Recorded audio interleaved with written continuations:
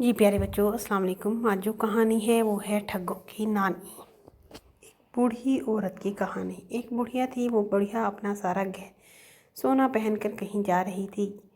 सोना क्या था, यही कानों में झुमके थे, बाहों में कंगन थे और गले में हार था, मगर ये सारे जेवर थे सोने के। बेचारी बुढ़िया के पीछे दो ठग लग गए, लुटेरे लग गए। दोनों बड़े चालबाज, मक्कार और चालाक थे। दोनों आपस में गहरे दोस्त थे। दोनों चाहते थे कि बुढ़िया से सारे का सारा जेवर हथिया लें, लेकिन बुढ़िया ने भी अपने बाल सफ़ेद धूप में नहीं किए थे। वो ठग तो ठग थे ही, ये बुढ़िया इनकी भी नानी थी। एक ठग ने आगे बढ़कर सलाम किया। बड़ी अम्मा, कहाँ जा रही हो बेटा? कहाँ जा रही हो बेटा? शहर जा रही हूँ, बुढ़िया ने जवाब दिया। फिर तो खूब साथ हुआ बड़ी अम्मा, हम भी तो शहर ही चले जा रहे हैं।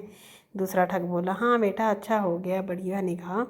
थोड़ी दूर चलने के बाद एक ठग बोला। बड़ी अम्मा को कोई कहानी ही सुनाओ जिससे सफ़र की थकान कम हो जाए और वक्त भी जल्द गुजर जाएगा। बेटा, मैं भला कौन सी कहानी सुनाऊं, तुम ही कुछ कहो।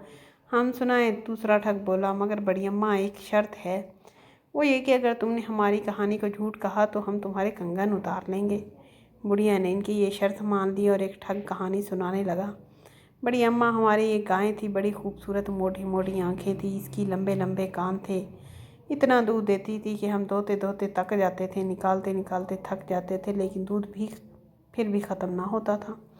इसमें ख़ास बात यह थी कि अगर हम इसके दाहिने सींग पर बैठ जाते तो मगरिब में पहुंच जाते और जब बाएं पर बैठते तो मशरिक़ में आ जाते।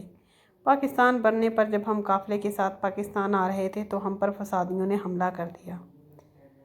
एक सनसनाती हुई गोली आई और हमारे गाय को लगी, जिससे बेचारी वहीं ढेर हो गई। बड़ा अफसोस हुआ। बुढ़िया ने अफसोस करते हुए कहा। बड़ी अम्मा, अब तुम कुछ सुनाओ। ठग ने तेज तीर निशाने पर ना लगते देख कर कहा। मैं सुनाऊं? ठग ने कहा कि अम्मा तो कुछ नहीं सुना रही, मैं सुनाऊं? बुढ़िया ने कहा, अगर तुमने मेरी गलती को गलत माना तो तुम्हें 100 रुपया देना पड़ेगा। ठगों ने कहा, हमें मंजूर है। तो फिर सुनो बेटो, जब मेरी शादी हुई तो मेरे वालिद ने एक बैल भी मुझे जहेज में दिया। बड़ा अच्छा बैल था, किसी को कुछ ना कहता था। एक दफ़ा यूं ही बाहर खेत में कोई दूसरा बैल इससे लड़ पड़ा। ऐसा लड़ा कि हमारे बैल के माथे पर अच्छा खासा ज़ख़म हो गया। हमने बेहतर बहुत इलाज कराए, लेकिन ज़ख़म ना भरा। करना खुदा का ऐसा हुआ कि बनोले का दाना इसके ज़ख़म में कहीं से गिर गया।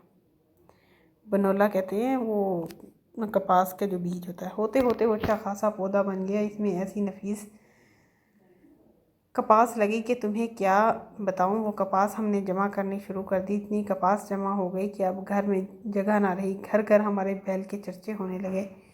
बड़े बड़े लोग दूर दूर से इस अनोखे बैल को देखने आते थे। इसकी कपास को देखते और तारीफ़ों के बड़े पुल बांधते। अब हमारे पास इतनी ज़्यादा कपास हो गई कि संभालना मुश्किल हो गई। हमने इसे बेलवा कर काटना शुरू कर दिया और इसका कपड़ा लट्ठा बनाने लगे। कपास से जो कपड़ा बनता है ना, लट्ठा बनता है, वो बनाना शुरू कर दिया। और बैल के ज़ख़म में से इतनी कपास आने लग गई क्योंकि वहाँ पे बीज गिर गया था। कई किस्म के कपड़े बनवाए जिसमें खेस भी थे। इन खेसों में से 2 खेस कहीं चोरी हो गए।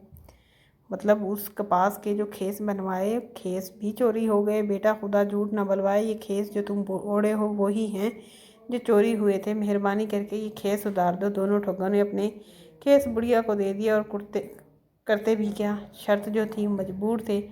हाँ तो बेटा, बुढ़िया ने फिर कहानी का सिलसिला शुरू किया। हमने इस कपास में से मलमल के थान बनवाए। मलमल के थानों में से एक थान गुम हो गया। ये जो तुम्हारी पगड़ियाँ हैं इसी थान की हैं, ये भी उतार दो। उन्होंने पगड़ियाँ भी उतार दी। ना उतारते तो शर्त के मुताबिक 100 रुपया देते। अब शहर नज़दीक ही था। एक ठग बोला, बड़ी अम्मा, भूख लग रही है। अच्छा बेटा, शहर आया ही समझो। मुझे अपने कंगन बेचने हैं। कंगन बेच लें और फिर आराम से किसी जगह बैठकर खाना खाएंगे। वो खामोश हो गए और सोचने लगे कि बुढ़िया कंगन बेच ले, फिर कोई दाव चलेंगे। वो बुढ़िया के साथ चलते हुए अपनी दिमागी सड़कों पर तदबीरों के घोड़े दौड़ाने लगे। अब वो शहर में पहुंच गए थे। हर तरफ खूब चहल पहल थी। कुएं से कुआं छलता था। बुढ़िया ने अपने कंगन उतार लिए और इनसे कहने लगी, बेटा, सुनार की दुकान आ गई है, तुम यहाँ बैठो, मैं अपने कंगन बेच लूँ। वो सुनार की दुकान के करीब ही बैठ गया और बढ़िया सुनार की दुकान पर पहुंच गई। क्या चाहिए अम्मा तुम्हें? सुनार ने पूछा। मैं अपने दोनों नौकर बेचना चाहती हूँ। वो सामने बैठे हैं। नौकरों की तो हमें बहुत ज़रूरत है। सुनार ने कहा। बोलो अम्मा, क्या कीमत है इन दोनों की? 300 रुपये बुढ़िया ने कहा और बात 200 रुपये पर तय हो गई। मैं नौकरों से पूछ लूँ कि इनमें से एक बिकना चाहता है या दोनों। बुढ़िया ने कहा और फिर अब बुलंद आवाज़ से पूछने लगी, बेटा एक बेचूँ या दोनों? बुढ़िया ने कहा और फिर बुलंद आवाज़ से जब ये पूछा तो इधर से जवाब आया, अम्मा साथ दोनों बेच दें।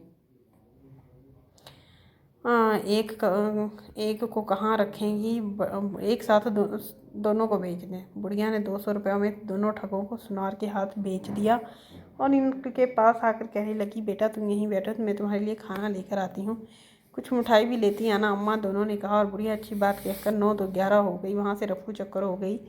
थोड़ी देर बाहर सुनार ने इन्हें बुलाया और दरियाँ झाड़ने का हुक्म दिया तो इनको हकीकत मालूम हुई और इन्होंने कहा, अरे वो तो हमारी भी नानी निकली, ठग्गों की वो नानी निकली और ठग्गों को बेचकर चलती बनी। प्यारे बच्चों, ऐसे ऐसे हालात से बचते रहना। कोई भी आपको ठग बनाकर किसी के साथ चालाकी करोगे तो ऐसे बन के आपको बेच देगी नानी।